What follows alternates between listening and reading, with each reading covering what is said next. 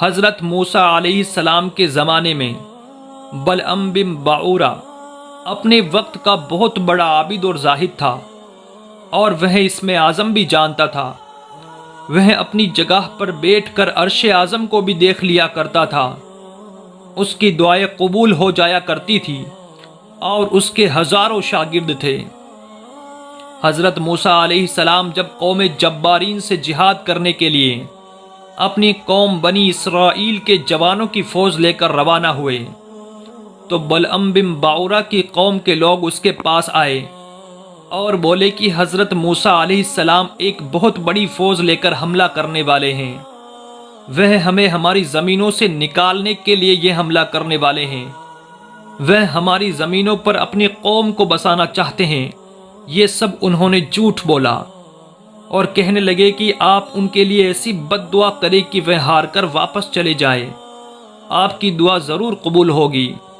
یہ سن کر بلعم بن باعورہ کانپ اٹھا اور بولا کہ تمہارا برا ہو، خدا کی پناہ، حضرت موسیٰ علیہ السلام تو اللہ کے رسول ہے، ان کی فوج میں تو مومنین اور فرشتے بھی شامل ہیں، میں ان کے لیے کیسے بد دعا کر سکتا ہوں؟ لیکن اس کے قوم کے لوگ نہ مانے، بلکہ رو رو کر اپنی پریشانی ظاہر کرتے ہوئے اسے بد دعا کرنے کے لیے مجبور کرنا شروع کر دیا۔ لوگوں کے حالات دیکھ کر اس نے قوم والوں سے کہا، میں استخارہ کرتا ہوں، اگر مجھے اجازت مل گئی تو ہی میں بد دعا کروں گا۔ چنانچہ اس نے استخارہ کیا، لیکن اسے بد دعا کرنے کی اجازت نہیں ملی، تو اس نے اپنی قوم کو صاف صاف منع کر دیا کہ میں بد دعا نہیں کروں گا، اگر میں نے بد دعا کی تو میری دنیا اور آخرت دونوں تباہ ہو جائے گی۔ قوم والوں نے جب اس کا انکار سنا تو اسے رجانے اور منانے کے لیے دوسری چال چلی، اچھے اچھے اور بھاری بھرکم قیمتی تحفے اس کے لیے تیار کرا کر پیش کر دیے، جسے دیکھ کر بلعم بن باعورہ کا دل پسیج گیا اور وہ مال کے جال میں پھنس گیا، یہاں تک کہ اپنی سواری پر سوار ہو کر بد دعا کرنے کے لیے چل پڑا۔ اس کی سواری آگے چلنے کے بجائے پیچھے مڑ کر بھاگنے کی کوشش کرتی رہی، لیکن بلعم بن باعورہ اسے مار مار کر آگے چلانے کے لیے مجبور کرتا رہا، یہاں تک کہ اللہ تعالیٰ نے اس سواری کو بولنے کی طاقت عطا فرما دی۔ وہ سواری بولی، اے بلعم بن باعورہ، تو کہاں اور کدھر جا رہا ہے؟ دیکھ، میرے آگے فرشتے ہیں جو میرا راستہ روکتے اور میرا منہ موڑ کر مجھے پیچھے ڈھکیل رہے ہیں۔ تیرا برا ہو، کیا تو اللہ کے نبی اور مومنین کی جماعت پر بد دعا کرے گا؟ یہ سن کر بھی وہ باز نہیں آیا، بلکہ حسبان نام کے ایک پہاڑ پر چڑھ گیا اور اوپر سے حضرت موسیٰ علیہ السلام کی فوجوں کو دیکھا اور دولت کی لالچ میں بد دعا کرنے لگا۔ خدا کی شان دیکھیے کہ وہ حضرت موسیٰ علیہ السلام کا نام لے کر بد دعا کرتا، لیکن زبان پر خود اس کا اپنا نام اور اپنی قوم کا نام آ جاتا۔ یہ دیکھ کر قوم والوں نے اسے ٹوکا کہ تو ہماری تباہی کی دعا کیوں کر رہا ہے؟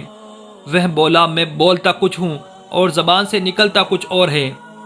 اور اسی وقت اچانک اس پر اللہ کا عذاب نازل ہوا اور اس کی زبان لٹک کر سینے تک آ گئی، اور وہ رو رو کر اپنی قوم سے کہنے لگا، ہائے افسوس، میری دنیا اور آخرت دونوں تباہ ہو گئی، میرا ایمان بھی جاتا رہا، اب میری کوئی دعا قبول نہیں ہو سکتی۔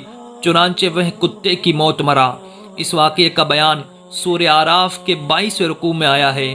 تو دیکھا دوستو آپ نے، ایک عابد اور زاہد جس کی ہر دعا قبول ہو جایا کرتی تھی، مال و دولت کے چکر میں پھنس کر اپنے وقت کے نبی حضرت موسیٰ علیہ السلام کے لیے بد دعا کرنے نکل پڑا، اور اللہ تعالیٰ کی طرف سے اسے سمجھانے کے لیے بہت ساری چیزیں اس کے ساتھ ہوئی۔ اس کی سواری پیچھے مڑنے لگی، یہاں تک کہ وہ بول اٹھی، پھر بھی وہ نہ مانا اور حضرت موسیٰ علیہ السلام کے لیے بد دعا کرنے چل پڑا، تو اس کی آخرت اور دنیا دونوں تباہ ہو گئی، اور وہ کتے کی موت مرا کہ اس کی زبان لٹک کر اس کے سینے تک آ گئی تھی۔ مال و دولت کی ہوس انسان کو تباہ کر دیتی ہے۔ آج بھی نہ جانے کتنے لوگ، یہاں تک کہ بڑے بڑے عامل اور فاضل بھی دولت اور عورت کے چکر میں اپنی دنیا اور آخرت تباہ کر بیٹھتے ہیں۔